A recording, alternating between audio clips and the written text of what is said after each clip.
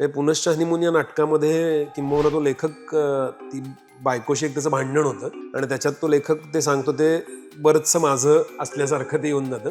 Bedroom मधले जे scenes असतात, बेडरूम मध्ये बोलण्याचे सीन्स म्हणजे हो हो जे म्हणतात ते खूप आपला सगळ्यात खाजगी संवाद खाजगी संवाद तिथे तिकडे होतो. होतो. तर बरेच म्हणजे कपल्स येऊन म्हणाले की तुम्ही काय आमच्या बेडरूम मध्ये कॅमेरा लावलात का, की एवढं कसं डिटेल तुम्हाला माहिती आहे. तर मला असं वाटतं की काही काही वेळा आपण ते आपल्याला लक्षात येत नाही की आपण स्वतःला खूप युनिक आणि स्पेशल समजतो, पण आपण सगळे साधारणपणे बरेच सारखे जास्त असतो. तर भांडणामध्येही आपण तेच बोलतो. फक्त काय त्याचे ते डिग्रीज आणि टोकं वेगवेगळी काढतात. पण जो कपल्स मधला जो एक ताण असतो, वन अपमनशिपचा खेळ असतो, तो चालूच असतो, जो त्याच्यात पकडला गेला. त्यामुळे तर कपलला आपलं वाटू शकतं. मोहन आगाशनबरोबर मी काटकोन त्रिकोण नाटकात मी अभिनय करतो. मी केतकी थत्ते आणि मोहन आगाशन. आगाशनची त्या दिवशी तब्येत फार खराब होती. म्हणलं डॉक्टर आपण प्रयोग थांबवूया, आपण लोकांना सांगू की तुम्ही पैसे परत घ्या आणि जा. ते म्हणले मी करणार पूर्ण वगैरे. खूप त्रास होत होता आणि करायला लागले प्रयोग आणि त्यांनी 25 मिनिटं ते जवळपास रेटलं, पण त्यांनी कुड नॉट. आणि मग ते पुन्हा कोलॅप्स झाले आणि मग तिथनं डायरेक्टली त्यांना ॲम्ब्युलन्समध्ये टाकून नेलं. आणि मग पडदा उघडाच होता. मी प्रेक्षकांशी बोललोच होतो आधीच्या एकदा म्हणजे तुमच्या समोरच सगळा खेळ चालू आहे, तुम्हाला माहितीच आहे आमचं काय चाललंय आहे, काय करणार म्हणजे आम्ही. पण त्या नाटकामध्ये रहस्य पण होतं थोडं, तर ते ऑडियन्स गुंतलं होतं तोपर्यंत. ते म्हणजे ते सगळं ठीक आहे, पण पुढे काय गोष्टीमध्ये होतं. तर मला एकदम अशी कल्पना सुचली. म्हटलं आम्ही एरवी तालमीला जर कोणी कलाकार आले नाही तर आम्ही आपापसात एक रिहर्सल करतो प्रॉक्सी मारून. तर तसं तुम्हाला चालेल का. तर म्हणजे चालेल चालेल करा करा. पुढे 35 मिनिट म्हणजे डॉक्टरांचा डायलॉग माझ्याकडे उभं राहून म्हणायचो, माझा डायलॉग मी असं उभं राहून आणि मी ते संवाद करायचो. ते एकदा तर असा होता प्रसंग की मी गळा दाबतो त्यांचा, तर मी तिथे नसलेल्या माणसाचा गळा दाबला असा, आणि नंतर त्यांनी मला ढकलल्यानंतर पडलो जाऊन खाली आणि डॉक्टरांचा अभिनय केला. तुम्ही असं माझ्या अंगाला हात लावू शकत नाही, तिकडे बघा. ते प्रेक्षकांनी टाळ्यावर वाजवले आणि असा 35 मिनिटाचा प्रयोग तो ही व्यक्ती लोकांनी इमॅजिन केली. आणि ते एक्झिट घेताना मी ते म्हणून एक्झिट घेतली आणि मी म्हणून असा पाठमोरा बघत त्यांच्याकडे आलो आणि नेहमीसारखा पडदा पडला आणि नेहमीसारखा टाळ्या वाजल्या आणि मला अजूनही काटा येतो अंगावर. बापरे.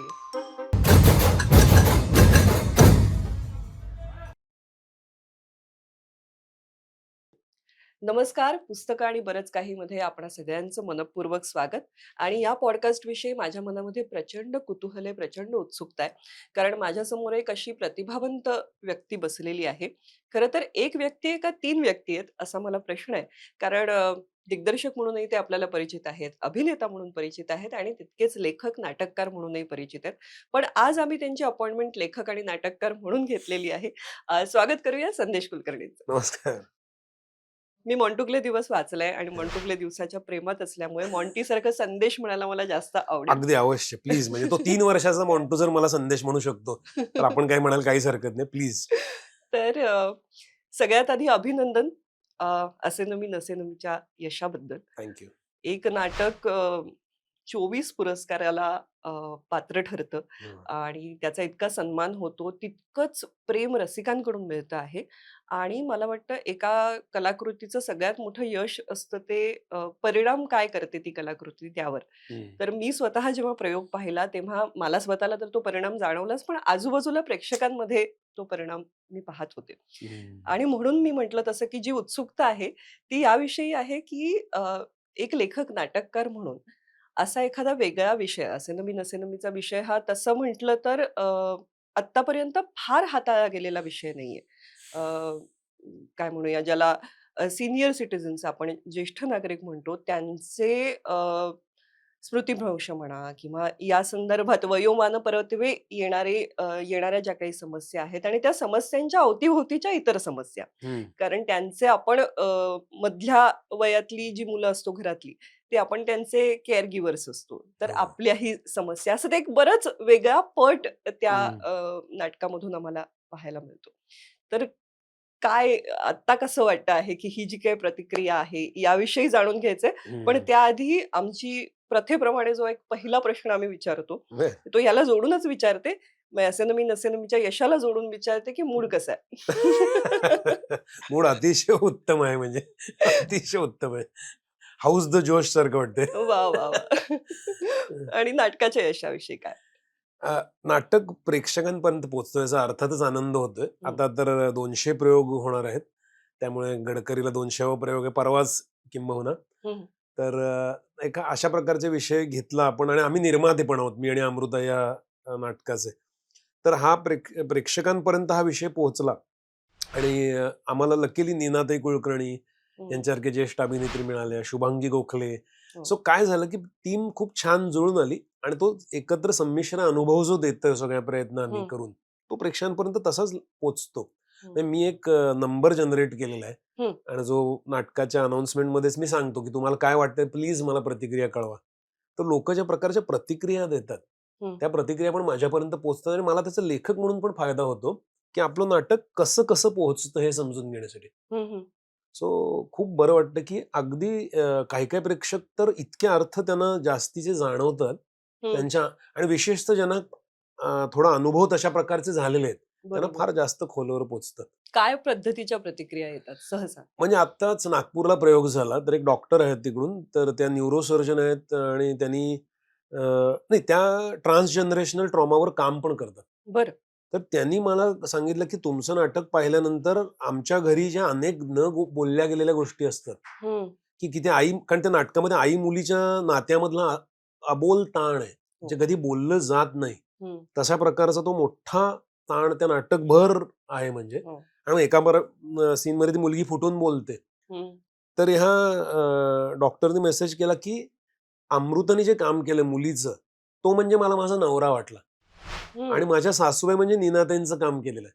बरं. म्हणजे आई मुलीचं नाटक होतं ते हां. त्यांच्यासाठी मुलगा आणि आई म्हणून पोहोचलं पण हं, ताण तोच होता न बोलले गेलेला. हं, आणि त्या म्हटलं नाटक पाहिल्यानंतर सगळे नाटकाला आले ते घरी जाऊन त्यांनी त्याच्याविषयी संवाद साधला बोलले ते आणि मग त्या सासूबाई पण बऱ्याच गोष्टी मोकळ्या होऊन सांगायला लागल्या. तर हं. मला हे फारच विशेष वाटलं की नाटक पाहिल्यानंतर ते इतकं खोलवर जाऊन हो. पुढे संवाद चालू ठेवण्यासाठी त्याचा वापर झाला. खूपच नाही. आनंद होतो म्हणजे की हं. खोलवर पोहोचल्याचा परिणाम आहे. नक्कीच. एरवी तुम्ही दिग्दर्शकाच्या भूमिकेतही वावरता. मग या नाटकात बायको दिग्दर्शिका आहे याचा कसा अनुभव होता? नाही म्हणजे काय माझ्या आणि अमृतामध्ये मी पहिल्यांदा जे नाटक लिहिलं होतं, हं, आम्ही अगदी कॉलेजमध्ये वगैरे असताना दुबेजींच्या वर्कशॉपमध्ये आम्ही एकत्र भेटलो सत्यरे दुबे. तर त्यावेळी पार्टनर्स नावाची एक एकांकिका लिहिली होती, जी हं. अमृताने डिरेक्ट केली होती. एस-पी कॉलेजकडनं. हं. तर त्या ते 3 मुलीच होत्या समोर. या हो. नाटकात ते 3 बायका योगायोग. आहेत. हां. तिथे 3 मुली होत्या. त्यामुळे तिच्यावर मला माहिती आहे की तिला चांगली दिग्दर्शिका ती आहे. हं. त्यामुळे मला विश्वास टाकायचा प्रॉब्लेम नव्हता कधीच, की ती बरं. चांगलंच करणार. तिला टॅलेंट आहे. शिवाय ती हं, शिकलेली आहे ना राष्ट्रीय नाट्य विद्यालयातनं. त्यामुळे तिला सर्व अंग नाटकाची माहिती आहे. हं, त्यामुळे मला हे करताना उलट असा आनंद होता, की मला काही-काही गोष्टी आता तुम्ही मॉन्टोक्ले वाचलेलंच आहे हं, त्यामुळे मला सांगते काही वेळा मला मधूनच कंटाळा येतो एखाद्या गोष्टीचा. हं, लिहून झालं की मला असं वाटतं झालं माझं करून. हं, त्यामुळे ते रोज दिग्दर्शन करून त्या रोजच्या प्रयोगांमध्ये आणण्याची जी एक शिस्त असते, ती हं. अमृतामध्ये फार चांगली आहे. तर मला तर उलट बरंच वाटतं, की तिने जर दिग्दर्शन केलं तर किती छान ते पोहोचवू शकेल ती. आणि तिला तर इंटरेस्ट आहे रोजच्या रोज. हं, हं. आता एकांकिकेचा उल्लेख झाला. तर हं. एकांकिका लेखनाला कशी सुरुवात झाली? काय आहे माझा भाऊ मोठा संदीप अ, आम्ही तिघं-तीन भावंडे. सोनाली पण आता ह्या क्षेत्रात आहे, सोनाली कुलकर्णी. आणि माझा मोठा भाऊ पण नाटकं करायचा. हं. गणपती उत्सवात पुण्यामध्ये आमच्या कॉलनीमध्ये नाटकं सगळी तो लिहायचा. आणि बरं. सगळे आजूबाजूला आणि तो स्वतः 3-3 अंकी नाटकं लिहिली आहेत त्यांनी. हं, हं. आणि त्यांनी एक हस्तलिखित शिशीर नावाचं मासिक पण चालवलं होतं. बरं. कॉलनीतले सगळे लोकं लेख लिहायचे आणि ते सुवाच्य ह्याच्यात सगळे आमच्या घरी बसून सुंदर कागदावर ते लिहून काढलं जायचं. हं, आणि मग चित्र काढायचं एक बंडू दादा म्हणून आणि मग ते सगळं असं एक दिवाळी अंकासारखं ते तयार व्हायचं आणि ते प्रत्येक घरामध्ये आठवडा फिरायचं असं. हं. तर ते सगळे संस्कार असल्यामुळे मनामध्ये की मला पण दादासारखं काहीतरी करायचंय हां. असं एक होतं माझ्या मग की त्यातून सुरुवात झाली अगदी म्हणजे. अगदी आणि मग कॉलेजला गेल्यानंतर मी पहिल्यांदा लिहिलं. हं, इंजिनिअरिंग कॉलेजला होतो मी. कराडला होतो मी इंजिनिअरिंग कॉलेजला. हं, हं, मग तिथेच असं मला वाटलं की आता ही संधी आहे आणि कॉलेजमध्ये एकांकिका करावी. म्हणून मी लिहिली एकांकिका. हं, हं. पहिल्यांदा गमतीतच लिहिली आणि मग थोडं लिहायला लागलो. पण हे सगळं करत असताना आम्हाला ना लेखक म्हटल्यावरती एक असं डोळ्यासमोर असं एक व्यक्तिमत्व येतं माहिती ना, की हं. भारदस्त आणि प्रचंड नीट वाचन. बसू का जरा मी? म्हणजे जरा भारदस्तपणा वाढवतो माझा मी. नाही पण म्हणजे आणि सगळ्यात महत्वाचं म्हणजे भाषेवरती हुकूमत आणि मराठी लेखक म्हटल्यावरती मराठी भाषेतलं प्रकांड पांडित्य असलं पाहिजे वगैरे अशी एक अपेक्षा असते. मला जेव्हा कळलं, की तुमचं शिक्षण इंग्रजी माध्यमात झालं, तेव्हा असा हो. माझा तो अपेक्षेचा फुगा टचकन फुटला, की अरे! तर हे कसं काय म्हणजे याचा काही त्रास झाला का किंवा काय? नाही, माझं एक आहे की मी जास्त नाटकवाला आहे ना, हं, त्यामुळे मला जास्त सोपं जातं, कारण नाटकामध्ये जी भाषा वापरतो ती बोली असते.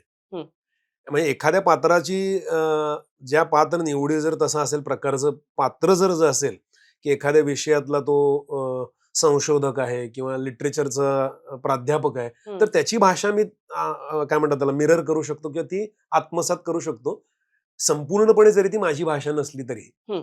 कारण ती त्या व्यक्तिमत्वाची भाषा म्हणून आहे. बरोबर. माझी वैयक्तिक भाषा नाटकासाठी वेगवेगळ्या पात्रांच्या भाषा ऐकून त्या रिप्रोड्यूस करण्याची माझ्यामध्ये क्षमता पाहिजे. तर हं, माझ्यावर तसं ओझं नव्हतं. हं, आणि नाटकाचा असल्यामुळे नाटकाचं जे इंग्रजीत म्हणतात ना प्ले, हं, त्यामुळे खेळायला मला आवडतं. तर मला अक्षरशः मला लिहायला आवडतं, मज्जा येते मला. हं. Beyond everything. म्हणजे मला पण फार मराठीत लिहायला आवडतं. मराठीत, इंग्रजीत दोन्हीमध्ये. इंग्रजीत काही गोष्टी पण माझं इंग्रजी तेवढं इंग्रजी माध्यमात शिकून सुद्धा चांगलं नाहीये. हं. माझं मराठीच त्यातल्या त्यात बरं आहे. शुद्ध लेखन नव्हे. पण भाषा मला दिसतात. मला आयडियाज खूप चांगल्या आहेत. ग्राफ्स आहेत. हं. मग आपल्या शाळेमध्ये मला फार वाटायचं निबंध असायचं ना, हो. तर तो निबंध लिहिल्यानंतर मला कल्पना चमकदार असायच्या माझ्या. हं. तेव्हा मला असं वाटायचं की 15 मार्कांचा तो प्रश्न असायचा हो, निबंधाचा. हो. तर मला असं वाटायचं शुद्ध लेखन वाईट आहे, 1 मार्क जाणार. हस्ताक्षर वाईट आहे, त्याचा 1 हं, मार्क जाणार. पण 13 मार्क तरी मिळायलाच पाहिजेत. हं. आणि मला कधीही 8च्या वर मिळाले नाहीत 15 पैकी. तर तर मला असं वाटायचं यांना कळत नाही मी काय हो. लिहिलंय. माझी किंमत असेल मला ह्यांना अजून माझं लेखनाची क्षमता कळलेली नाहीये टीचरना असं मला त्यावेळी फार वाटायचं. तर मला एक काहीतरी असं काय म्हणतात त्याला डिल्युजनल आत्मविश्वास होता, की मला लिहायला चांगलं येतं. हं, ते कदाचित मी त्यात रमायचो. मला मज्जा येते. हं. म्हणजे शब्दाला शब्द जोडणं ना, ह्याच्यात एक मज्जाच आहे. खरंय. आणि त्याच्यावर माझी जरी भाषा खूप चांगली नसली, तरी म्हणून माझं जास्त लेखन संवादात्मक आहे ना. हां. नाटकाची हो. बांधणी जरी सोडली, मॉन्टुक्ले दिवस पण तुम्ही वाचलात त्यात संवाद खूप आहेत त्या पात्रांचे. खरंय. मला प्रोज लिहायला थोड्यानंतर कंटाळा येतो, हं. की सगळं वर्णन करायचं वगैरे. त्याच्या पात्राला आणून मी बोलायला लावतो त्याला. हां. आणि ते मला लक्षात असतं आणि ते कसं बोलतं मला माहिती असतं. असं. त्यामुळे ते ओझं नाही आलं मला. मग मी आता यातून मॉन्टुक्ले दिवसकडे येते कारण मॉन्टुक्ले दिवस वाचताना हं. मला असं वाटलं, की हे किती छान पुस्तक आहे, हं. की मला ना ती तुम्ही दोघंही दिसतच होतात पानांमध्ये. म्हणजे संदेशही दिसत होता आणि मॉन्टी पण दिसत होता. आणि मला असं वाटलं, की या पुस्तकाला कुठल्या सदरात घालायचं? म्हणजे बालसाहित्य म्हणायचं याला, की त्याच्यात मॉन्टी आहे म्हणून, हं. की त्यातल्या संदेशालाच खूप गोष्टी कळतायत आयुष्याविषयीच्या हो. मॉन्टीच्या माध्यमातून. हं. म्हणून याला खरं तर एक मोठ्यांचंच पुस्तक म्हटलं पाहिजे किंबहुना कदाचित ते थोडंसं आता मी पालक असल्यामुळे मला असं वाटलं, की अरे, हं. हे मला खूप उपयुक्त पुस्तक आहे पालक म्हणून सुद्धा, की मला माझ्या मुलीशी कसं वागावं, बोलावं हे हं. पण सांगणारं पुस्तक वाटलं आणि एका बाजूला मला असं वाटलं, की ना हे एक झेन झोनमधलं पण पुस्तक आहे, की ते वाचताना मला शांत वाटतं हो. आणि कुठेतरी आयुष्य सुंदर आहे. असा एक फील देणारं किंवा ती एक उमेद मनात जागं करणारं पण वाटलं मला पुस्तक. हो, म्हणजे तू काय तू त्या मुलाचा पॉइंट ऑफ व्ह्यू असल्यामुळे हं, काही ठिकाणी माझं आहे. पण त्याला जे जग दिसतं, ते माझ्यासाठी सुद्धा अपरूपच होतं ना, हं, की लहानपणी व्हर्जिन एक्सपिरियन्स होऊन सगळ्याचं कुतूहल. म्हणजे तुम्ही कडेवरचं बाळ जर बघितलं कधी, हं, कडेवर घेऊन जाणार कुठलंही कडेवरचं बाळ खाली मान घालून नसतं किंवा हं, कुठल्याही रस्त्यावरून चालणारं पोर अगदी हाताला बोटाला धरून जाणारं सुद्धा असतं. त्याला धावायचं असतं 10 ठिकाणी हं. आणि ते वर बघत असतं. वर बघणं असतं. सगळं ऑप्टिमिझम असतं ना, हे जग हां. शोधायचं, हे इकडे बघायचं, हे बघायचं, कुतूहल हे सगळं. आणि सगळे सकाळी अनेकदा मॉर्निंग वॉकला सुद्धा येणारी माणसं बघा, हो. सगळे अशी खाली चाललेले असतात मान. असेच होतात काही. ते भूतकाळात जातात. हं, हा मॉन्टू जो आहे तो वर्तमानात आहे. त्याला जे काही दिसतंय ते दिसतंय सगळं. भोवताल किती सुंदर आहे. काय पक्षी उडाला. हं. ते एक रेसचा प्रसंग लिहिलाय मी, तर मला आता तो आठवला हो. अचानक, की तो रेसला म्हणून जातो, पण ती रेस सोडून त्याला गवतात काहीतरी चमकलेलं दिसतं आणि तो तो बघत बसतो. तो कसा क्षण आहे तो. हे हं, सगळ्या आणि आपण सगळे आपल्या कळत नकळत मुंबईमध्ये राहत असल्यामुळे किंवा कुठल्याही रेसमध्ये आहोत ना जगण्याच्या. हं, त्यामुळे हे जे दिसतंय हा दवबिंदू चमकतोय, तो किडा इकडून तिकडे उडी मारतोय, हे बघणं थांबलंय.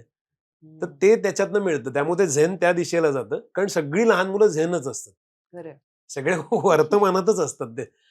त्यांना वर्तमानामध्ये त्यांना काही प्लॅनिंग नसतं, भविष्याचं भूतकाळाचं ओझं नसतं. हम्म, त्यामुळं लहान मुलांशी खेळताना आपणही प्रेझेंटमध्ये येतो आणि रिलॅक्स होतो. हम्म, हम्म. सगळं निघूनच जातं सगळं. बॉन्टुकले दिवस मधलं काहीतरी वाचूया. हो. काय आत्ता तुम्हाला काय मला सुचेल वाटेल? काय बरं वाचू? त्या ज्या ह्या येतात, त्या मैत्रिणी येतात आणि त्यांची भांडणं मला फार आवडतात. या इथे एक चित्र येते, सिद्रा, सिद्धी आणि हो. मोन्टू असे त्या दोघी जणी येतात. तर त्या मला फार जास्त आवडल्या त्या. अ, एखादा तुकडा कुठला वाचू? हां. त्या ह्या मुली ज्या त्याच्या मैत्रिणी झाल्या होत्या, हम्म, त्या दोघी पहिल्यांदा जेव्हा मला दिसल्यात तेव्हाचं आहे ते. मॉन्टू त्या मुलींच्या उपस्थितीमुळे चेकाळला होता. त्यांची माझी भेट झालेली नाही, हा काळ आहे तो. हम्म, त्यानं टार्झन सारखे आरोळी ठोकून माझं स्वागत केलं आणि मी दार उघडताच सवयीप्रमाणे तो माझ्या मागे घरात आला. रुबाबात खुर्चीवर स्थानापन्न झाला. त्या दोन मुली त्याच्या मागोमाग आल्या आणि दारातूनच थांबून एकमेकींवर रेलत माना लांब लांबवून घर बघायचा प्रयत्न करायला लागल्या. या त्यांच्या प्रयत्नात अति वाकल्यामुळे एका मुलीचा असा तोल गेला आणि तिचं पाऊल खोलीत पडलं. तिला चिकटलेली दुसरी मुलगी पण तिच्याबरोबर आत खेचली गेली. हम्म. दोघी प्रचंड जोरात आणि वरच्या पट्टीत किंचाळल्या आणि खिदळत बाहेर पळून गेल्या. असं मुलीच फक्त खिदळू शकतात.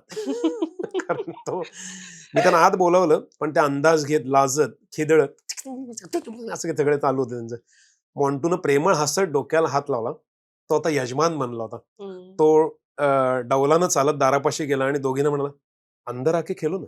म्हणजे जणू काही त्याचंच घर आहे फील होता. पण त्या दोघी पुन्हा वेड्यासारख्या हसत सुटल्या आणि एकमेकींचा हात धरत किंचाळत पळून गेल्या. मी हसत मॉन्टूला, कोण आहेत या? विचारलं, तर जन्म जन्मांतरीची ओळख असल्यासारखा तो म्हणाला, वो मेरी फ्रेंड्स है. त्यांची ओळख हम्म. नुकतीच झाली होती आणि म्हणजे म्हणजे ह्याच्यात आता कालच मी माझ्या भाची आता माहिती आता ग्रॅज्युएशनला झालं तिचं आता, हम्म, म्हणून माझा भाऊ वगैरे तिकडे गेलाय. तर ती अशीच 3 वर्षाची असताना घरात आली आणि भयंकर मोठ्याने रडत होती. हम्म, कारण तिच्या बेस्ट फ्रेंडशी भांडण झालं होतं आणि ती म्हणाली, आता तू माझ्याशी कधीच खेळायचं नाही, मी तुला तोंड तुझं बघणार नाही. म्हणून ती ढसाढसा रडत होती, आता ती मला कधीच भेटणार नाही वगैरे वगैरे. आणि साधारणपणे अर्ध्या तासाने त्या दोघी पुन्हा कुठेतरी खेळायला खेळायला निघून गेलं. गेले. तर किती हे जे आहे क्षणात जगणं म्हणजे तो क्षण जगणं आणि आणि वैरच न राखणं. हो. म्हणजे त्यावेळी राग आला. खरोखर हम्म, त्यांचं भांडण झालं होतं. त्यावेळी तो मुद्दा खूप महत्वाचा असतो, एखादं खेळणं, खेचणं किंवा हो, काही. हो, पण आता नाही. आता आपल्या सीमारेषा खेचल्या गेल्या एकमेकांशी, की देश एकमेकांवर बॉम्ब टाकतात ना. हो. तसं नाही खेळता येत ना मोठ्यांना. खरंय. लहान मुलांना जसं खेळता येतं तसं. हो. वैर फार ताणतो आपण. मुलं सोडू शकतात. मला त्यातली एक गोष्ट आठवते जेव्हा कनिष्ठ ते छोटं बाळ हं, येतं. हं, तर तेव्हा एक किती छान गोष्ट त्यात आली आहे, की बिरबलाच्या गोष्टीत जसं सांगितलंय, की हं. छोटी रेष मोठी करायची म्हणजे मोठी रेष छोटी करायची असेल, तर तिच्या शेजारी आणखीन एक मोठी रेष काढा. हो. पण नेमकं उलटं झालंय, तर ते ऐकायला आवडेल. हां, म्हणजे त्याला आणि हे बऱ्याच ठिकाणी मी आता ग्रुप्स पण चालवलेत मी वगैरे. तर मला असं लक्षात आलं, प्रत्येकाला एक जबाबदारी मिळाली. हं, काहीतरी डेलिगेशन मिळालं आणि जॉब रिस्पॉन्सिबिलिटी मिळाली, की तो एकदम व्यवस्थित वागायला लागतो. हं, त्याला ते जर त्याला मिळालं नाही, तर मग तो लॉस्ट असतो. त्याला आयडेंटिटीच करत नाही. हं. तर हे लहान कनिस नावाचं एक लहान बाळ आलं, जे मॉन्टूपेक्षा लहान होतं. हां. आणि मग मॉन्टू नाहीतर काय करायचं, आमच्या घरातनं काहीतरी खेळणी वगैरे पळवून घेऊन जायचं त्याच्या घरी वगैरे. आणि मग त्याला ते आपल्याकडे राखायची असायची. तर इथे ही कनिस त्याच्यापेक्षा छोटी आल्यानंतर त्याला असं वाटलं, की आता मी दादा आहे. पण मला हं. हिची काळजी घेतली पाहिजे. तर त्यांनी त्याच्या घरातनं खेळणी आणून तिला आमच्या घरात ठेवली आणि तसं हात लावत होता वगैरे. तर त्याला कुणाची तरी काळजी घ्यायची. तो मोठा आहे, जबाबदार आहे. हं. असं झाल्यानंतर एकदम पॉवरफुल वाटायला लागलं. खरंय. त्यामुळे ज्याला अ, आपल्याला कोणाला तरी रिस्पॉन्सिबल करायचं असतं, त्याला एक रिस्पॉन्सिबिलिटीच द्यावी असं वाटतं ते. किती म्हणजे तो छान. लीडरशिपमध्ये जातो.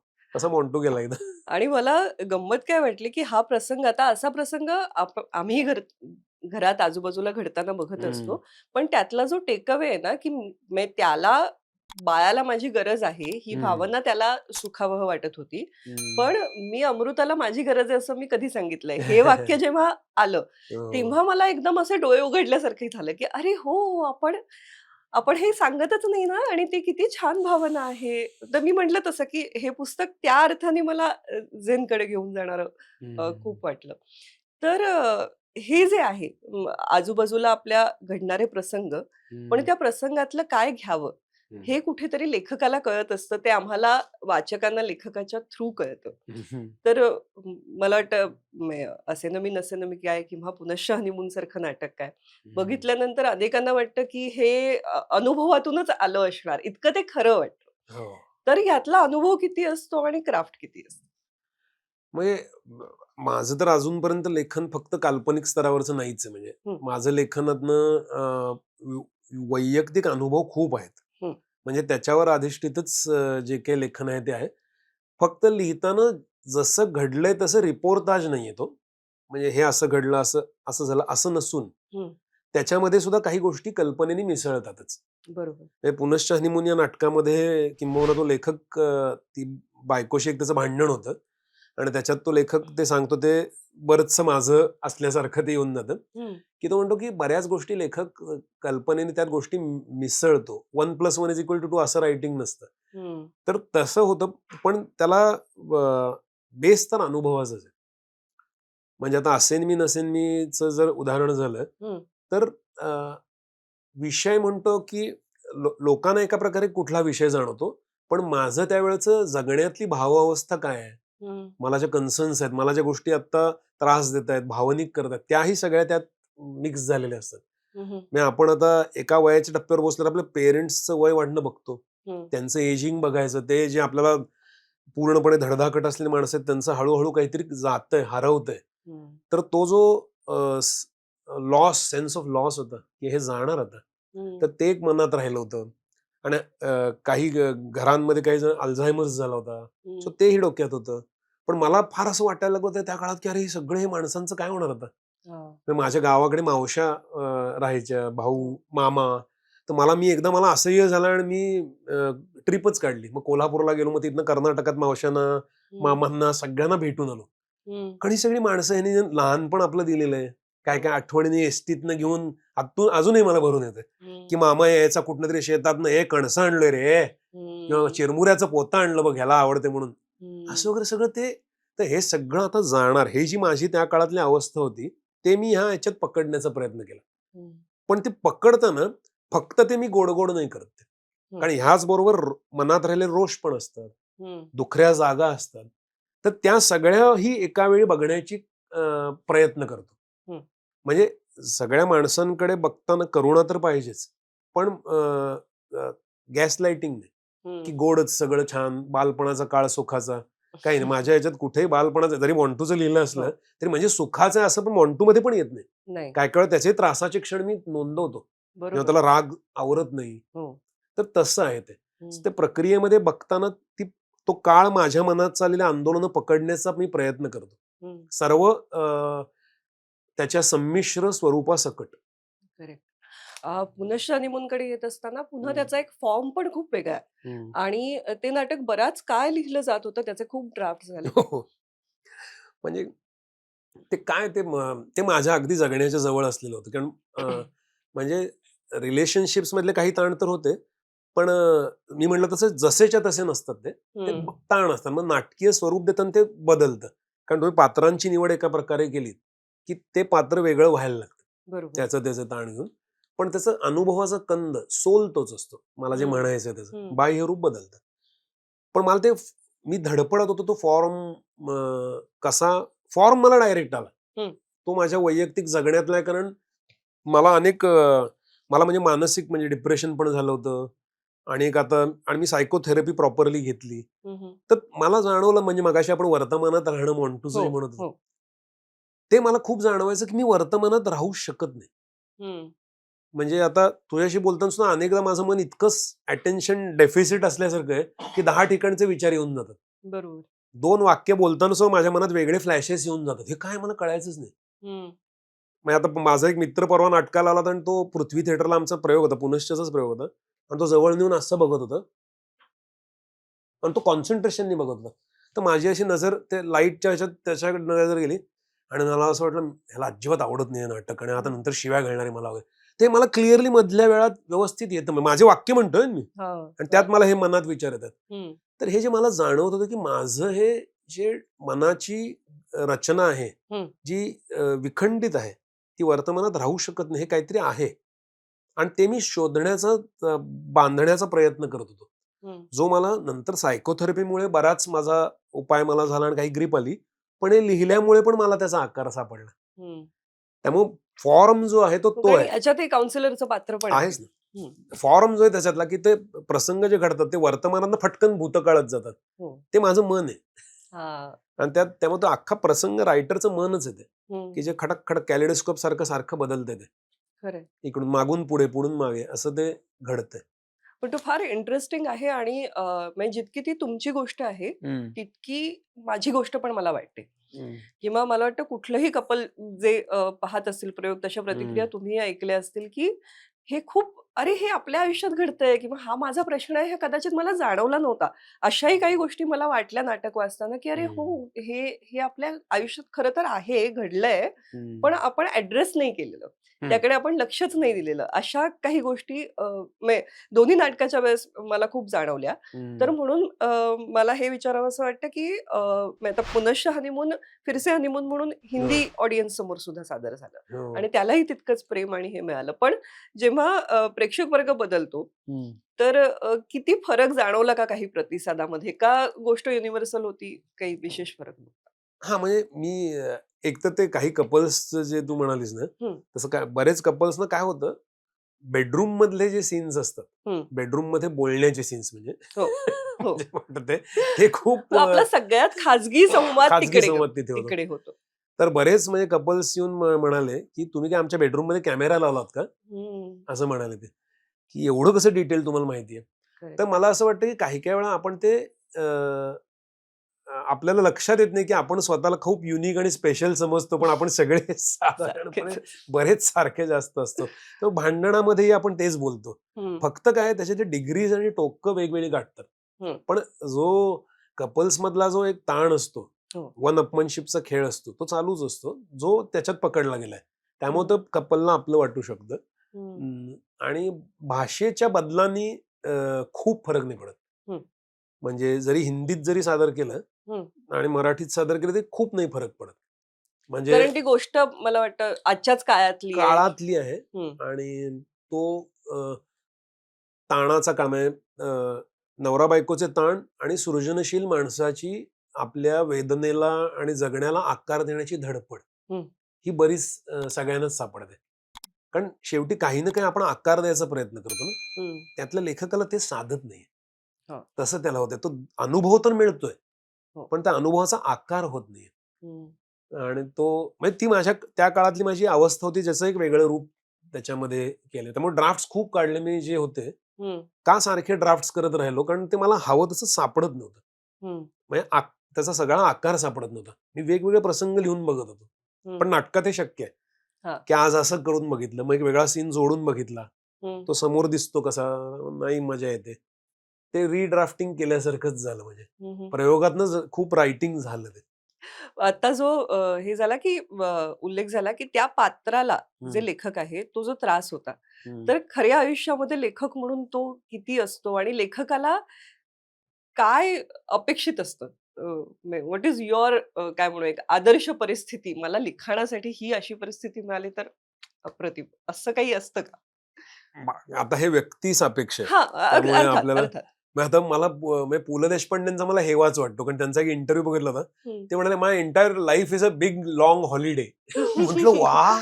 काय मज्जा! असं जर जगता आलं तर काय मजा होईल." की एक सुट्टीच आहे आणि काय हवं ते करतात. म्हणलं असं कसं? कारण तर आयडियली खरं तर आहे, की मला पण लिहायला काही असं फार सुविधा लागत नाहीत. हं. म्हणजे मला कुठेही लिहिता येतं. मग मॉन्टुक्ले दिवसमध्ये पण एक तो आजूबाजूला खेळताय, लहान मुलं खेळतायत आणि काम जमू चालू आहे. शकतं. म्हणजे हं, आणि बऱ्याच जणांना लेखकांना जमतंच ते. कारण म्हणजे एखाद दुसरा कोणतरी असेल, की ज्यांना आवाज चालत नाही वगैरे. पण बहुतेकांना आता तेंडुलकरांचा जर माझा संवाद होता, ते तर लोकल ट्रेनमध्ये पण लिहायचे. हं, त्यामुळे कुठेही लिहू शकण्याची क्षमता असते खरं, ज्यांना कोणाला आवडतं त्यांना.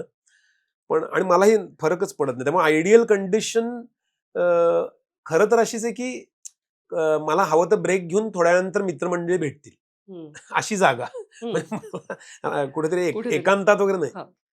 मला कारण खूप वेळ लिहिता येत नाही ना. हं, माझा अटेन्शन स्पॅन कमी आहे. त्यामुळे थोडा वेळ लिहिल्यानंतर ब्रेक झाल्यानंतर कोणाशी तरी गप्पा टाकण्याची क्षमता असावी. हं. अशीच जागा लागेल. याला जोडून मला विचारायचंय कारण जी एक फार इंटरेस्टिंग गोष्ट मराठी लेखकाच्या किंवा नाटककाराच्या बाबतीत माझ्या वाचनात आली तुमच्या बाबतीत. हम्म, ती म्हणजे रॉयल कोर्ट थिएटर मध्ये एक हम्म. कार्यशाळा. तर हो. मुळात आपल्याकडे ना सिद्धहस्त लेखक अशी एक कल्पना आहे, की लेखक कागदाचे ताव पुढे घेतो आणि लिहायला सुरुवात करतो. आजचा लेखक असेल तर लॅपटॉप लिहिल उघडतो आणि फास्ट. कीपॅड वापरायला सुरुवात करतो. तर काय वाटलं होतं लेखन कार्यशाळा याविषयी आणि कसा अनुभव? हा म्हणजे मी पुण्यात होतो त्याकडे राहायला आणि मी ते इंजिनिअरिंग कॉलेजमध्ये शिकवायचो. हं, कारण मी स्वतः इंजिनियर झाल्यामुळे मेकॅनिकल इंजिनिअर मी ड्रॉइंग हा विषय घेऊन कमिन्स इंजिनिअरिंग कॉलेजमध्ये शिकवत होतो. हं, पण मला नाटकं करायची होती आणि त्यावेळी पुण्यामध्ये एक समन्वय नावाचा ग्रुप पण आमचा होता. त्याच्यातनं काही काही नाटकं बनवली होती म्हणजे तयार केली होती. तर त्यावेळी मला असं वाटायचं की अरे अजून काहीतरी करता येईल का? तिथे ब्रिटिश काउन्सिलची लायब्ररी होती. तिथे जाऊन बसायचो आणि तिथे अपॉर्च्युनिटी दिसली की रॉयल कोर्ट थिएटर लंडनचं आहे. हं, ते अशी एक इंटरनॅशनल रेसिडेन्सी त्यांचं रेसिडेन्सी घेतात, ज्याच्यात वेगवेगळ्या ठिकाणी तुम्हाला अप्लाय करता येतं. हं, म्हणून मी त्याला तिथेच बसल्या अप्लाय केलं.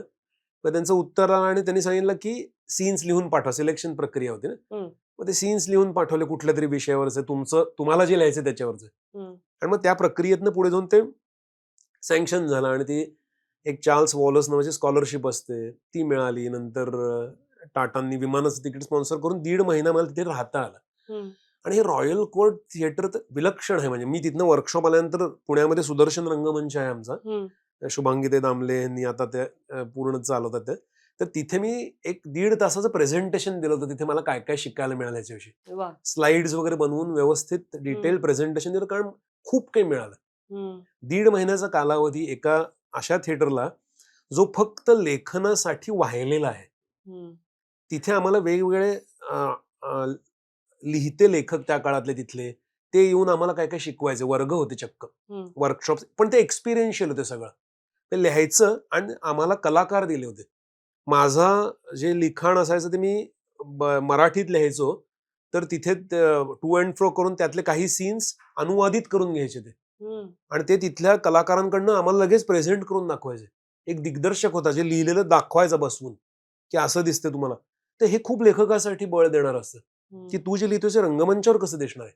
खरंय. आणि त्यांच्याकडे थिएटरचं स्वतःचं त्यामुळे तिथे लाईट्स वगैरे टाकून तो नट आपल्याला दिसायचा असा बोलतोय. त्यामुळे त्याचा परिणाम काय होणार आहे? तर हं, हा फार अप्रतिम एक्सपिरियन्स होता. आणि मग नाटकाचे वेगवेगळे जे पैलू आहेत, क्राफ्टवर फार काम होतं.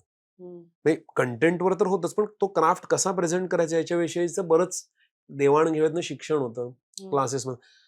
एकदा तर मला एक वर्ग घ्यायला हॅरॉल्ड पिंटर आले होते.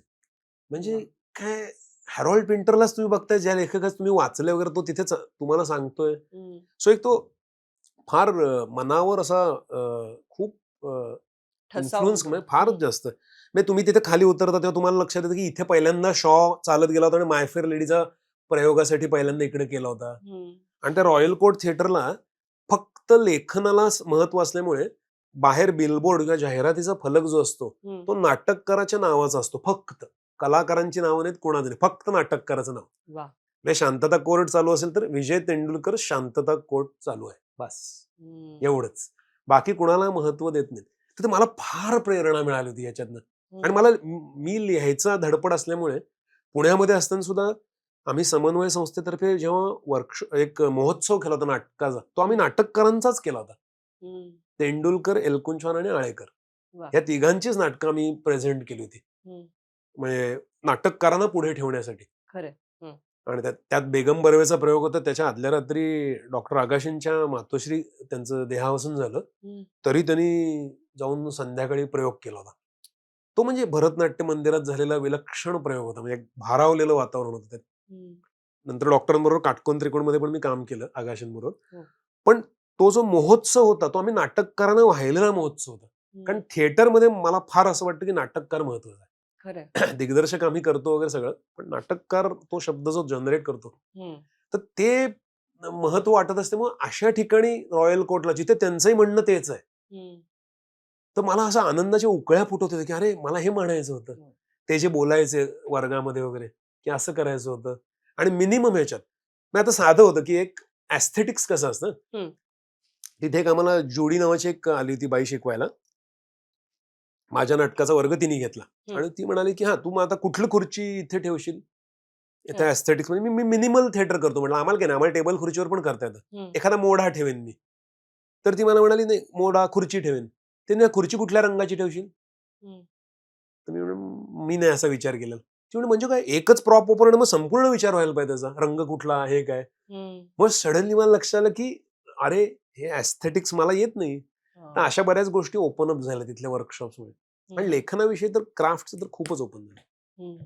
याची आपल्याकडे तेवढी काय म्हणूया त्यासाठीची व्यासपीठ कमी आहे कमी का? आहेत म्हणजे तरी आता म्हणजे काही काही ठिकाणी आता थोडं थोडं होत आहे किंवा पण इंडिपेंडंट वर्कशॉप जास्ती झाली हं. असं सातत्याने चालणारं जे म्हणतो ना हं. अशा प्रकारचं वर्कशॉप त्यांचं जे तिथे होतं ते ते स्ट्रक्चर सगळीकडे नाहीये आपल्याकडे हं. आहेतच नाही म्हणजे एक्सरसाइजेस मध्ये आहे पण पूर्ण लेखनावर फोकस्ड आणि असं आता फिल्म इन्स्टिट्यूटमध्ये एक रायटिंगचं आहे हं. त्यांचं एक कोर्सच आहे म्हणजे फिल्मला डेडिकेट केलेला पण नाही तर खूप नाही आपल्याकडे लेखनाविषयीचं इतकं कार्यशाळा मधून मधून होतात हो. हं. अशा स्फुटक पण एक अशी पण ऍक्टिव्हिटी काही दिवसांच्या वगैरे असतात म्हणजे असं कालावधी त्याचा फार आणि इयर राऊंड ऍक्टिव्हिटी म्हणजे ते आमच्याकडनं मग ते कंटिन्युएशन वर्षभर ते फॉलोअप्स घेत होते हं. काय लिहिलंय कुठपर्यंत आलंय असं ते करायचंय आणि मग त्या रॉयल कोर्टनी इथे रेज नावाचा ग्रुप आहे शहनाज पटेल रजत कपूर वगैरे हं. यांच्यासोबत ब्लॉक इंटरलिंक करून रायटर्स ब्लॉक नावाचा महोत्सव केला त्या इथे एक वर्कशॉप घेऊन हं. हं. तर त्यांना एक प्रकारे ते कसं ग्रूम करायचं आणि सिस्टीम जनरेट फार छान झाले रायटिंगच्या क्राफ्ट विषयी कसं शिकवायचं याच्यात. हं. हं. हे खूपच म्हणजे भारावून टाकणारं आहे, अगदी की मला खूपच म्हणजे त्याचा खूप फायदा मनावर परिणाम खूप झाला आणि हं. नाटकं त्या काळात खूप बघायला मिळाली ना हं. की मेन त्यांच्या जे मेन कमर्शियल थिएटर त्यांचं ते पण दाखवायचंय हं. आणि ऑफ ऑफ ब्रॉडवे सारखं म्हणतात ते हं. कुठेतरी एकदा तर आम्ही एका रेल्वेच्या पुलाखाली छोट्याशा एका हॉलमधलं तिथलं जाऊन नाटक बघितलं आणि ते कसं करत होते आणि रेल्वेचा आवाज येत होते वरून जात असताना हं. धडम धडम धडम पण तिथे ती काही लोक नाटक करत होती त्यांचा विषय पोहोचवण्याचा प्रयत्न करत होती हं.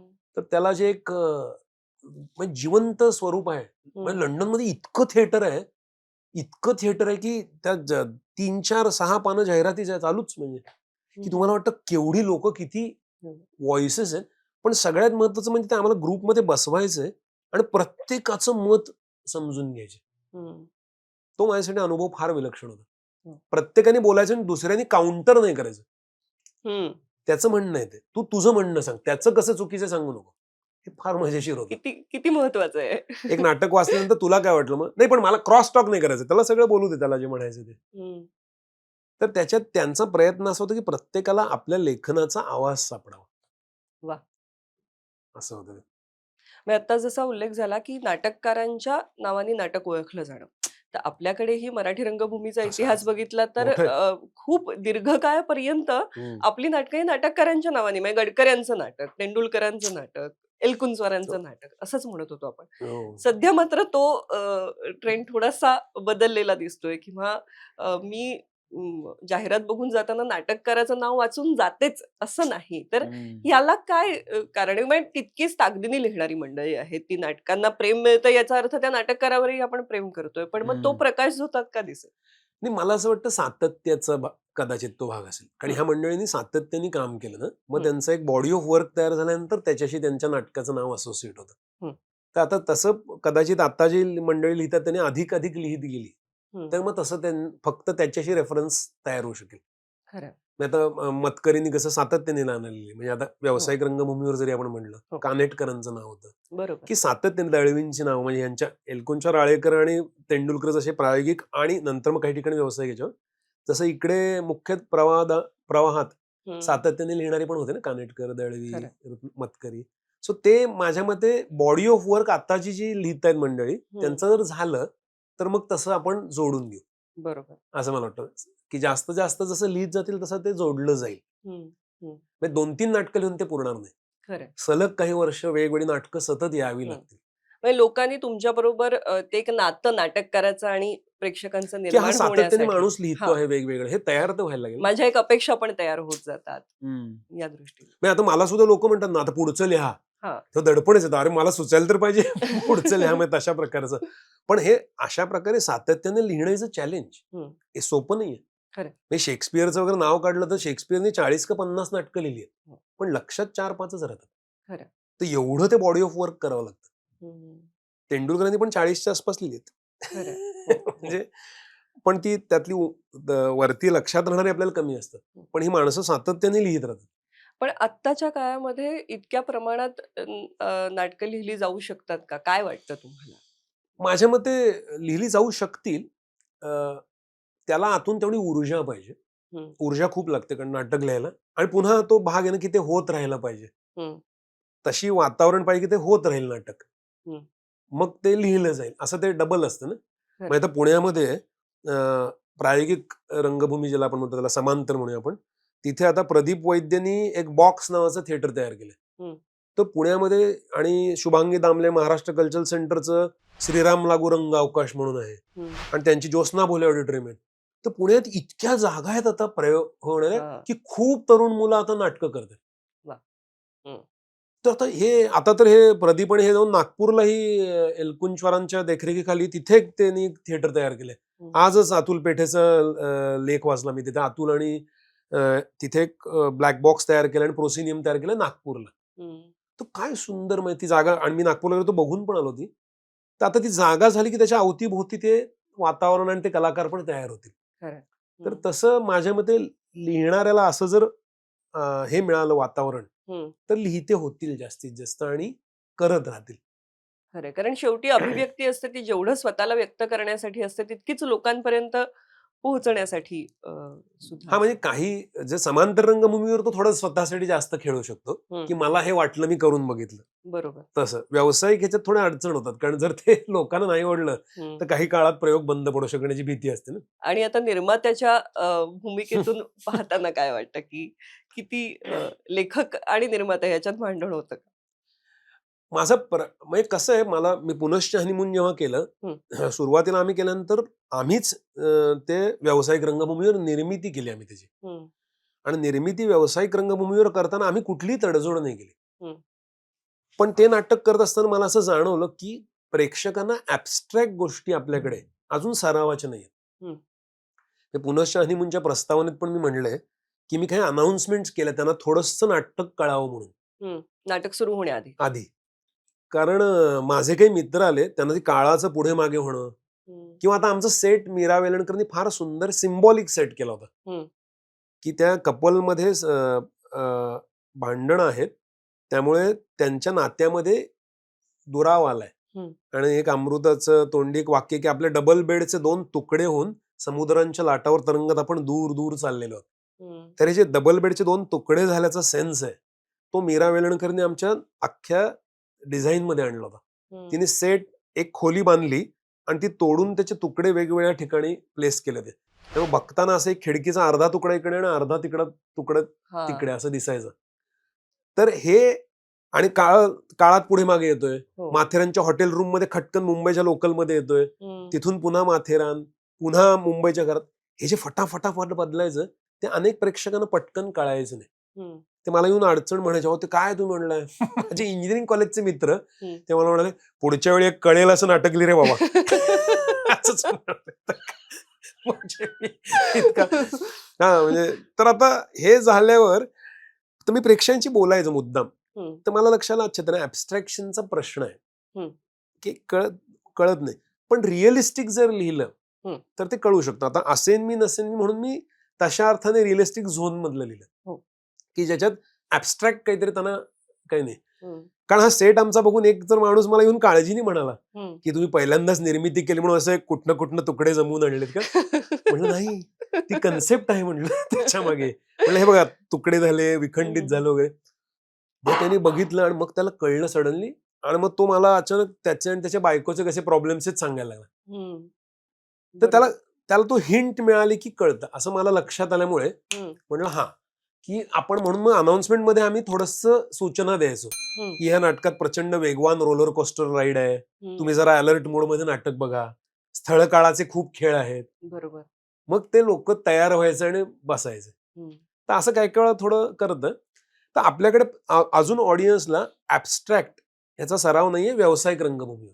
बरोबर. प्रायोगिक रंगभूमीवर आहे, समांतर रंगभूमीला आहे. तर मला असं वाटतं व्यावसायिक रंगभूमीवर पण अशा प्रकारची नाटकं येत राहायला हवीत सातत्याने, वेगवेगळ्या प्रकारचं, की टाइमचा खेळ हे, आणि तीही लोकांनी जर स्वीकारली तर एक वेगळं एक्सप्रेशन तयार होऊ शकतं ना.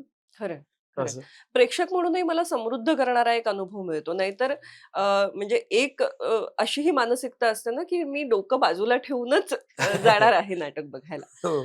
तर अशा प्रेक्षकांसाठी म्हणजे कधी प्रश्न येतो का, की काय वाटतं, की आपला प्रेक्षक आहे तेवढा सुजाण, की एकदा नाटक सुरू झाल्यावर त्याची लय कळते त्याला? कळते का? मला तर पूर्णच विश्वास आहे. म्हणजे ह्याविषयी माझा एक विलक्षण अनुभव आहे. हं. जर आपल्याला वेळेचं बंधन नसेल तर मी तो सांगतो. कारण जरूर. एक अत्यंत म्हणजे इतका विलक्षण अनुभव आहे. मोहन आगाशेंबरोबर मी काटकोन त्रिकोण नाटकात मी अभिनय करत होतो. मी, केतकी थत्ते आणि मोहन आगाशे. आणि आगाशेंची त्या दिवशी तब्येत फार खराब होती. ते हं. आले आणि झोपले. म्हटलं, "डॉक्टर काय करायचं की नाही?" ते म्हणे, "नाही, करूया, करूया." कसेबसे उठून, आणि त्यांची मी बघितलं होतं ना, आई गेल्यानंतर सुद्धा ते प्रयोगाला अशा हं. एका शो मस्ट गो ऑनचे व्हॅल्यू हो. असलेला माणूस. आणि प्रयोगात त्यांना खूप त्रास होत होता. पण ते रेटत होते. पण एका पॉइंटला त्यांना असह्य झाला आणि त्यांनी रंगमंचावरनं अर्धा तास नाटकावर एक्झिट घेतली. हं. आणि एक सेकंद आम्ही गोंधळलो ना. ते हं. गेले आणि मग आम्ही म्हटलं, पडदा पाडा 2 मिनिटं. पडदा पडला तर डॉक्टरना त्रास होता. He was throwing up. त्यांना काहीतरी फूड पॉइझनिंग किंवा काहीतरी झालं होतं. हं. आणि मग थोड्या वेळाने आले. म्हटलं, "डॉक्टर थांबवूया का?" ते म्हणाले, "नाही, आपण कंप्लीट करू." मग पुन्हा आले ते आणि हं. त्यांनी कसाबसा तो अंक पूर्ण केला. आणि मध्यंतरात अशी पडली, मला भीती वाटायला लागली. हो. आणि मग आम्ही ठरवलं, आणि मग अजित भुरे आमचे प्रोड्युसर होते, त्यांना फोन केला पण तो लागत नव्हता.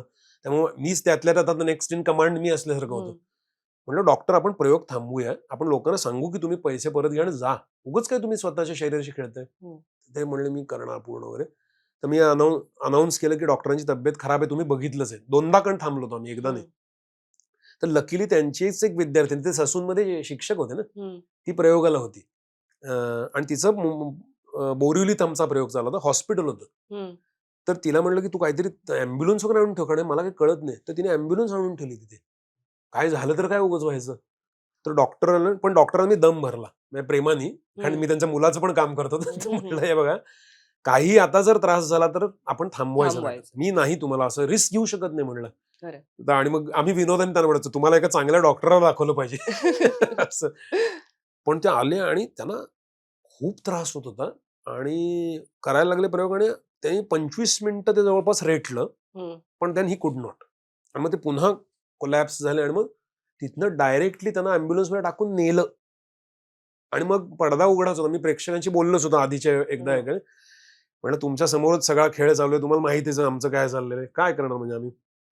तर म्हटलं, आता मी प्रोड्युसरशी बोलतो म्हटलं.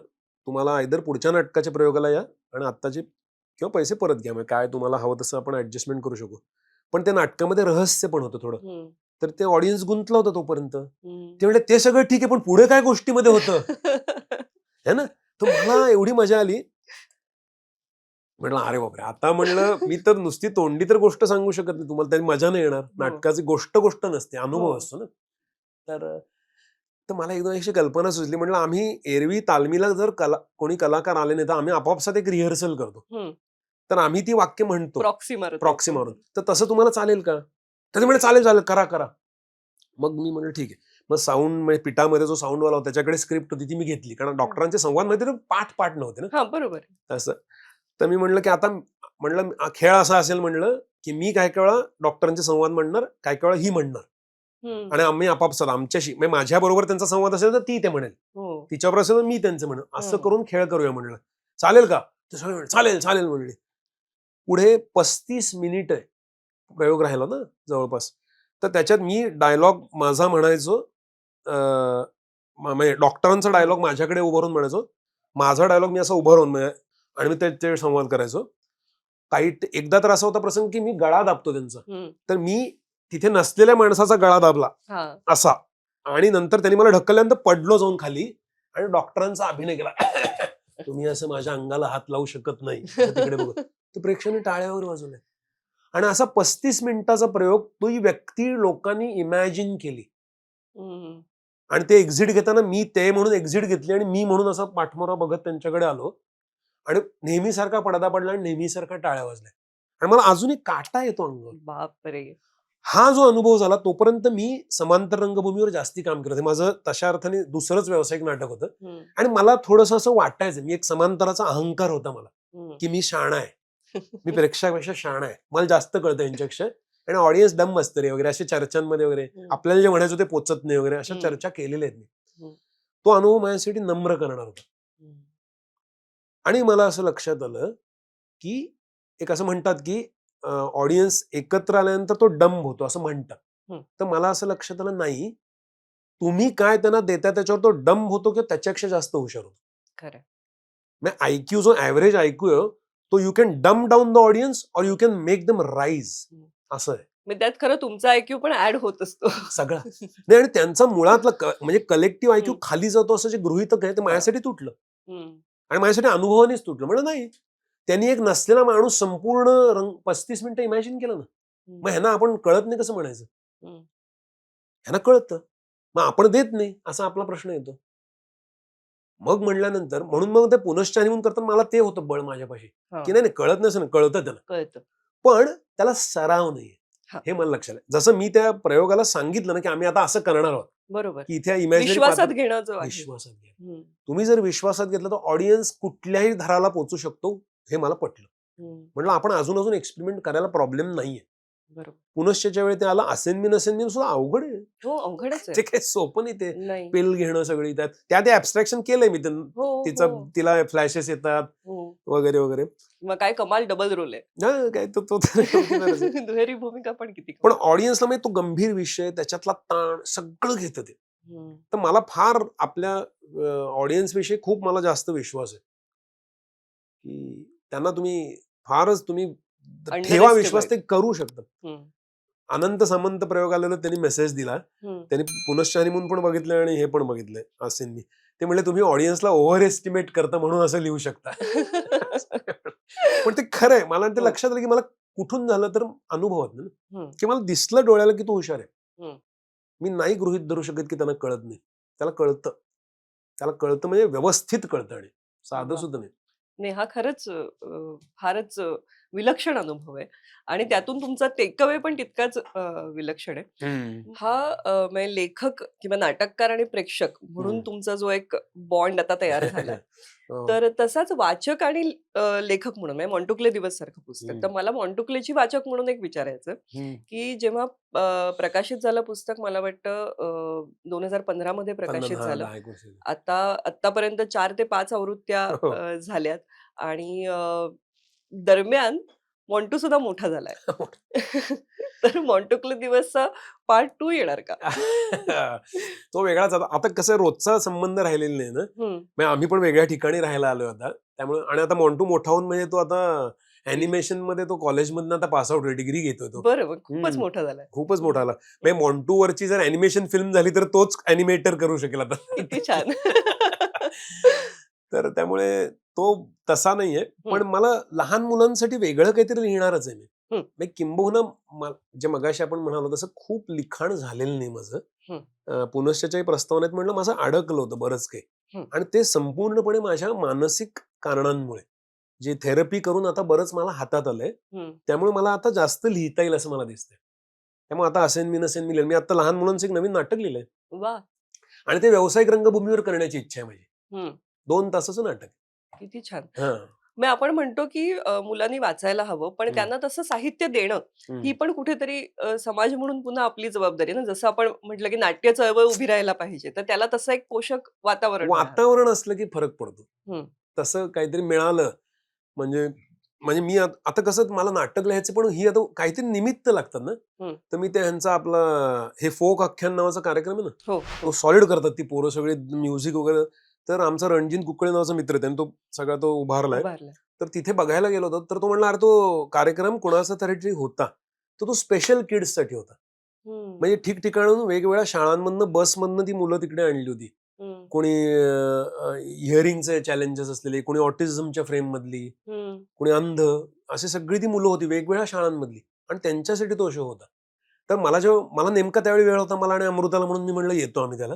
तो म्हणला हा एरवीसारखं होणार नाही, तू बघ तुला वेगळा बघायचा का शो. हं, पण मला त्याच वेळ होता म्हणून मी गेलो आणि लकीली मी तो शो बघितला हं. असं मी म्हणेन. कारण त्यावेळी ते म्युझिक चालवल्यावर त्या पोरांनी जे थिएटर हलवून सोडलं, कारण म्युझिकला भाषा कनेक्शनची डायरेक्ट असते. हो, नाटकाला कष्ट घ्यावे लागतात. खरंय. संवाद रचा, पात्र बिलिव्हेबल करा, काय हो, विनोद करावं. हो. म्युझिकला रिदम आला की ते नाचायला लागली पोरं आणि त्यांनी इतका अप्रतिम प्रयोग झाला तो त्या दिवशीचा हं. की विलक्षण होता म्हणजे. आणि ती मुलं म्हणजे चेकाळली होती आणि करणारी पोरं चेकाळली सगळी. हो, ओके ते म्हणजे त्यांच्या डोळ्यातनं पाणी होतं नंतर. ते म्हणलं हो. आमच्या आयुष्यातला सगळ्यात उत्तम प्रयोग झाला आत्तापर्यंतचा. असं झालं. ते बघून मला असं झालं, हो पण आपल्याकडे मुलांसाठी खूप जास्त नाटकं नाहीच आहेत. हं. कुठं लिहिलं जातं एवढं जास्त? म्हणजे चला ना आपल्याला थोडंसं कळतं, आपल्याला आवडतं पण मुलांसाठी लिहायला, तर लिहून बघूया.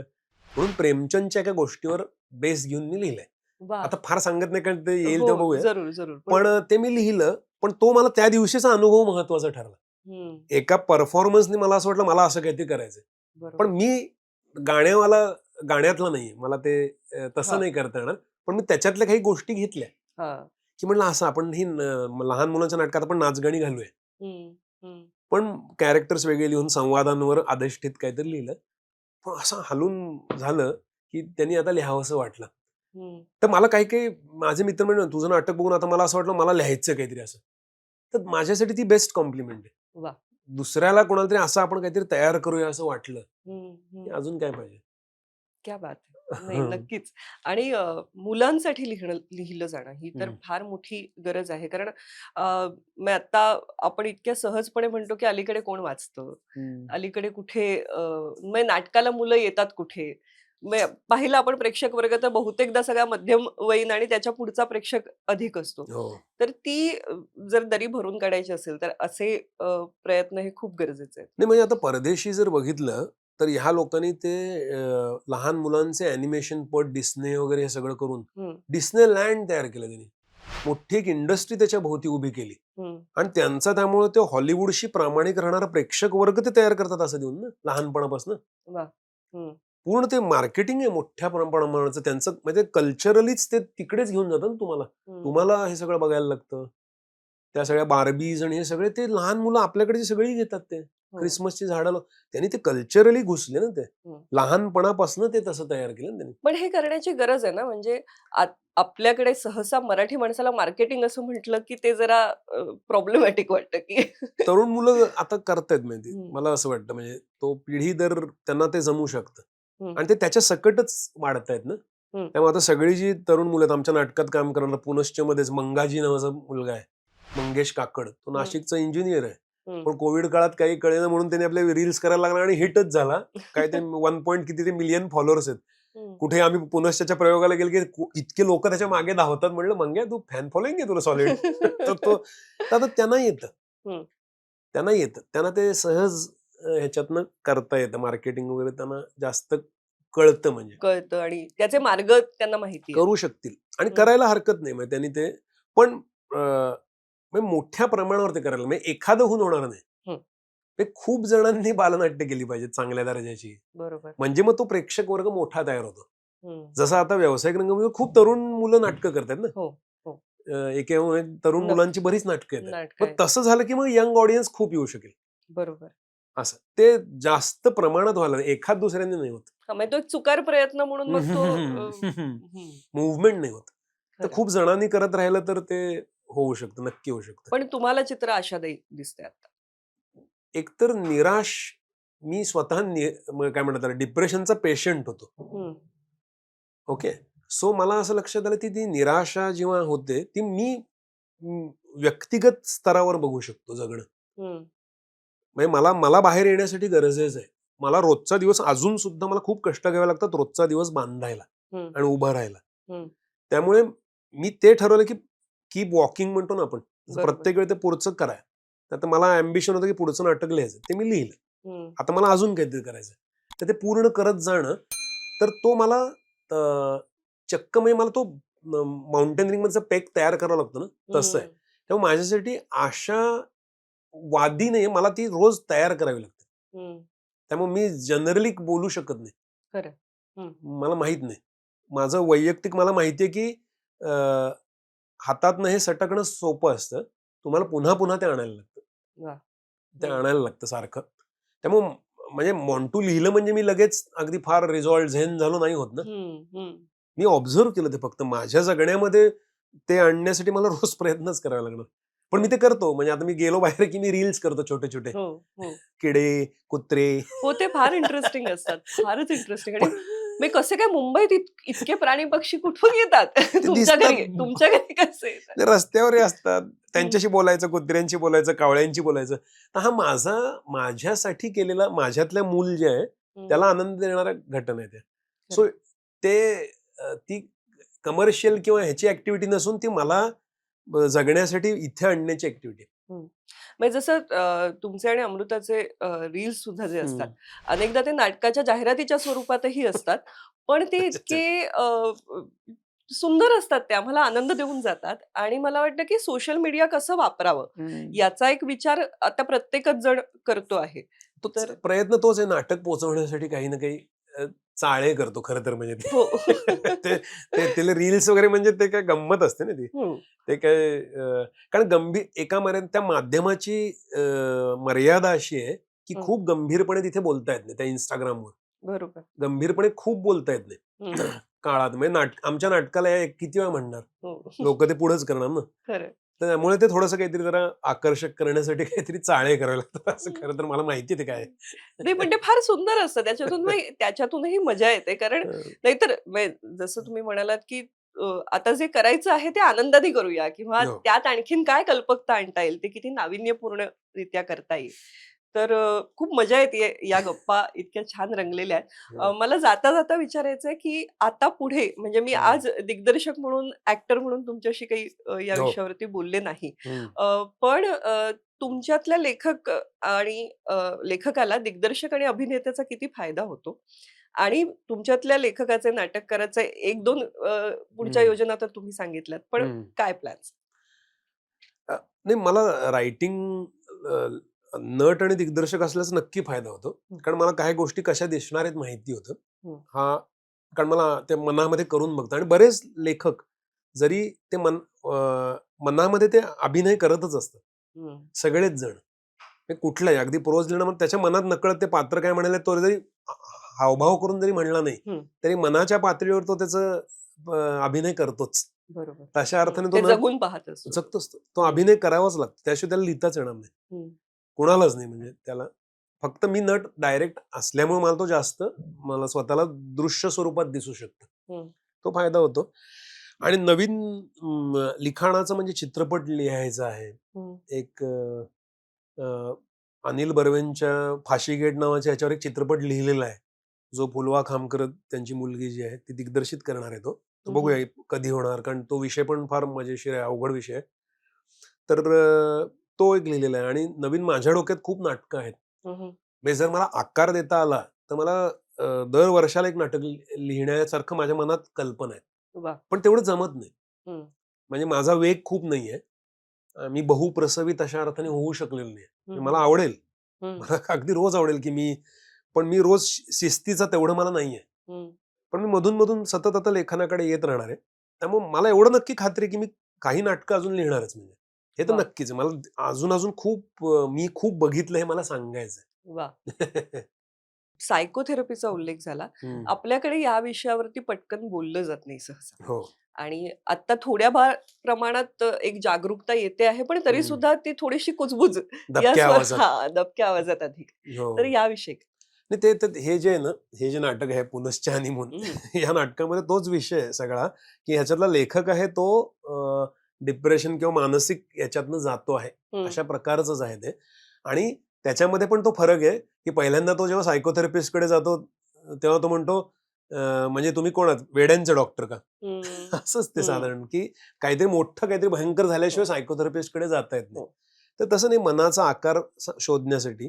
आणि सायकोथेरपी म्हणजे बोलून केलेली उपचार पद्धती आहे. हं, मग एक थेरपिस्ट आहे, तुम्ही थेरपिस्ट आहे असं गृहीत धरा आणि मी पेशंट आहे.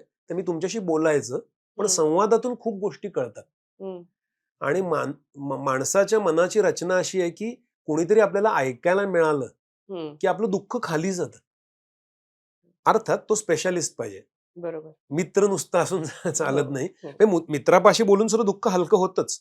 बऱ्याचदा जर त्या पातळीवरचं असलं, पूर्वी नाही का आता बायका सगळ्या पाणवठ्यावर जाऊन एकमेकांची दुःख बोलायच्या हो. आणि दुःख हलकं व्हायचं. कारण शेअरिंगनी खरोखर ते निघून जातं. हम्म. दुःख खाली जातं आणि आनंद वाढतो. वा. हे त्याचं आहेच आहे शेअरिंगचं. पण इथे कसं आहे की तो शिकलेला आहे आणि तो जर तशा प्रकारचा जर त्याला माहिती आहे की तुमचं दुःख जे तुम्ही एरवी कुठे बोलू शकत नाही हम्म. ते त्याच्यापाशी बोलल्याने मोकळे होणार आहात तुम्ही. हो. तर सायकोथेरपी तशी आहे.